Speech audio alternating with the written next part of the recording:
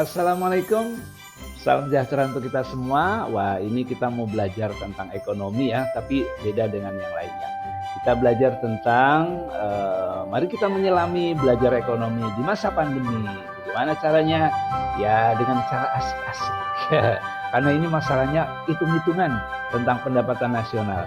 Dan kalian bukan cuma memahami ya, tapi nanti Pak Kurtubi akan ajak kalian untuk bikin kartun. Loh, emang ini kartunnya? Iya, coba kita lihat. Nah, tuh begitu ya. Jadi ini adalah dialog kartunya. Silakan dibaca nanti ya. Terus ceritanya murid-murid dan ini adalah si guru itu sendiri. Cita-cita harus setinggi langit katanya. Kalau setinggi atap namanya nah, genteng atau roof ya, atau plafon gitu.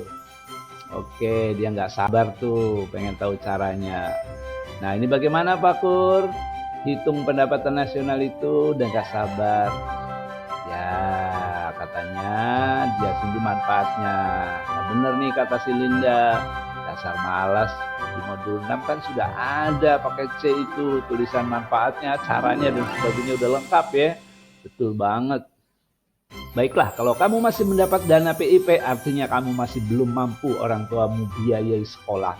Jadi negara ini masih belum mandiri rakyatnya karena masih tergantung dengan negaranya. Maksudnya si guru ini ngomong apa? Maksudnya kalau yang namanya negara itu bagus, pendapatan warganya itu bagus, sudah makmur, maka negara itu makmur. Jadi bukan karena negaranya ya, karena rakyatnya begitu. Ya, negaranya juga menentukan tentang kebijakannya. Tapi yang jelas kalau rakyatnya itu bagus, makmur, maka akan terjadi apa?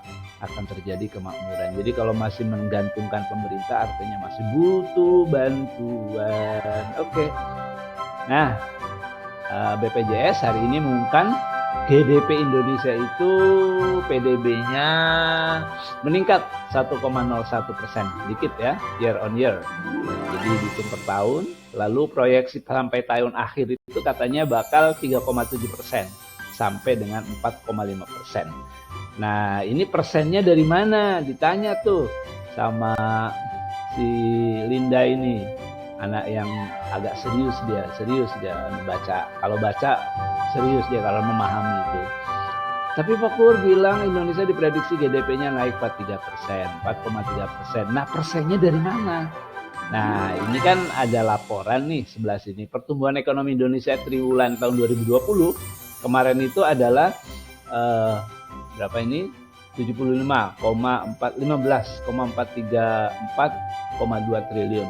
Atau rata-ratanya adalah PDB per kapitanya, per penduduk itu terhitung rata-ratanya adalah 56 juta per tahun loh. Pendapatan kita ini semua orang Indonesia, pendapatan per tahunnya berapa?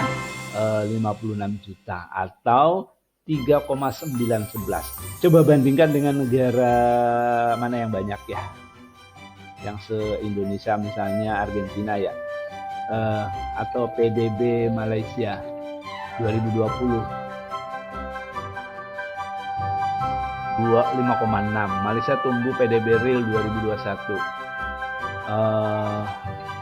PDB Singapura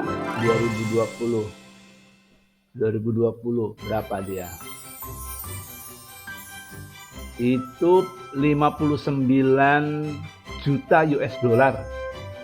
Coba bandingkan Indonesia berapa tadi? 56 juta. Kalau Singapura 59. Loh, sama dong. Weh, tapi kan kita banyak sekali. Berarti hebat kita nih. PDB-nya hebat kemarin ya. Karena hampir sama 59 juta ya. Tak dulu. Ini kan 59 juta rupiah. Kalau Singapura 59 juta US dollar, you know. Wah, salah ternyata ya. Oh, jauh banget. Nah, itulah perbedaannya ya. Jadi kita tugas kita, PR kita itu banyak ke depan ya. Kalian ini adalah calon-calon menteri yang bisa memprediksi ekonomi Indonesia, yang bisa mengatur ekonomi Indonesia lebih baik lagi. Oke, jadi semangat ya belajarnya. Nah, terus di bagian itu konsep pendapatan nasional intinya begini katanya. Kalau negara itu PDB-nya meningkat berarti banyak kegiatan ekonomi. Oke lah, itu sudah dijelaskan tadi ya. Memulai pelajaran hari nah ini silakan dulu. videonya diklik ya. Nanti akan ada penjelasan real step by step. Mengapa bukan Pak Kurtubi? Lah kalau Pak Kurtubi yang bikin nanti Pak Kurtubi kebanjiran subscriber dong. Biar yang sudah ada saja ya, karena ini dibuka. Pada materi pendapatan nasional, nanti kalau Pak kalian Kurtubi yang bikin nanti aja. Ini karena submateri. Oke, baik. Itu lebih jelas soalnya penjelasannya. Banyak sekali di YouTube tentang guru-guru yang lebih berpengalaman dan memang lebih dalam menjelaskan tentang nasional. Oke, cukup jelas kan? Mari berlatih. Oke, ada yang belum paham. Nah, ini di modul 6 nih ada. Jadi di sini kalian menulis tentang yang titik-titiknya. Jadi titik-titiknya itu diisi.